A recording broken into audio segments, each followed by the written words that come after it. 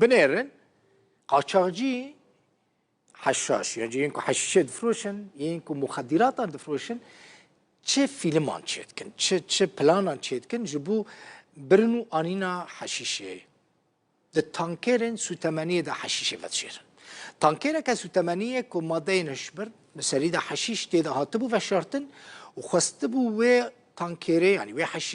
حشیشه درباسی قامش لو بکن جه آلی آسایشه و هاته گرتن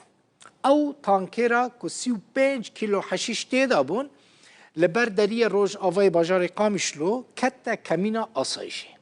پشتی کنترل کرنا و تانکره جالی سگین پلیسی و اشکره بو که دوی تانکره دا صندوقه که تایبت هاتیه چکرن و حشیش دوی صندوقه دا هاتیه و شرطن شوفیر تانکره اعتراف کرد و گوت او جهری ما دبن کنترل حکومت سوری دا هات تشتین که هاتنه دست سر کرنجی جبو دوزگریا گشتی لروج آوای کردستانه هاتنا شاندن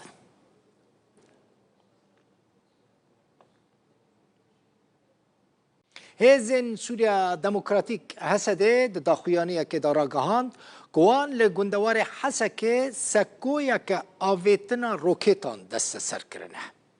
جه دما دست پیکرنا شر نافخویی یا شر نابرا حماس و اسرائیل ده یعنی هفته ماه دهان و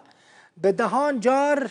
بارگاه امریکی لروج آوای کردستانی و سوری هاتنه بمبا باران کرن حسده ده بیجه هزین وان لدردور باجار شدادی لحسکه